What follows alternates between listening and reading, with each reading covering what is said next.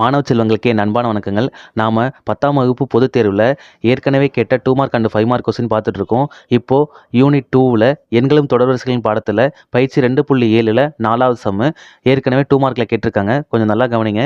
x+6, x+12 மற்றும் x+15 என்பன ஒரு பெருக்கு தொடர் வரிசையின் தொடர்ச்சியான 3 உறுப்புகள் எனில் எக்ஸின் மதிப்பை காண்க. இது கொஸ்டினுங்க.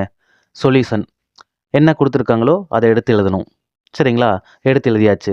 கொடுத்துருக்க உறுப்பை T1, T2, T3 அப்படின்னு நான் பேர் வச்சுக்கிறேன். சரிங்களா? இப்போ இந்த பெருக்குத்தொடர் வரிசைன்னு சொன்னனால இது ஜிபிங்களாங்க.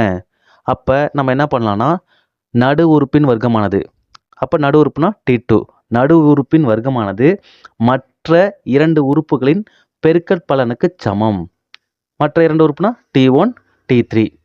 இது புரியும்னு நினைக்கிறேன். இப்போ இதுக்கு பதிலாக எடுத்து எழுதலாமாங்க? T2 என்ன? x+12 the whole square. T1 என்ன? x+6. T3 x+15. இது a+b whole square வடிவத்தில் இருக்குங்களாங்க. அப்போ a square plus b square 12 square plus 2 into a b. சரிங்களா? இப்போ இதை பாருங்கள், இது மல்டிப்ளை பண்ணணுமாங்க. அப்போ எக்ஸ் எடுத்துகிட்டு போய் இந்த 2 நம்பரையும் பெருக்கணும். x into X X square plus X into 15 15x. அடுத்தது 6 into X 6x, 6 into 5 90.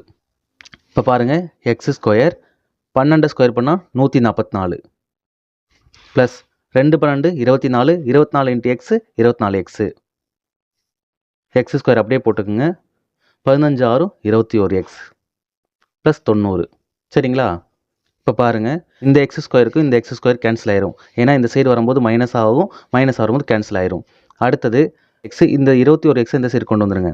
24x plus 21 இந்த சைடு வந்தால் மைனஸ் 21x வரும். அடுத்தது இந்த 90 அப்படியே தான் இருக்குது. இந்த 144 இந்த சைடு வந்துச்சுன்னா மைனஸ் 144. 24xல் 21x போணுச்சுன்னா 3xங்க. 90 minus 144 minus 54. 3x equal to minus 54னா x equal to minus 54 divided by 3. இப்போ 1 3 3 1 3 3 மீதி 2 இருக்கும். 8 3 24. அப்போ எக்ஸ் ஈக்குவல் டு மைனஸ் 18. அவ்வளோதாங்க.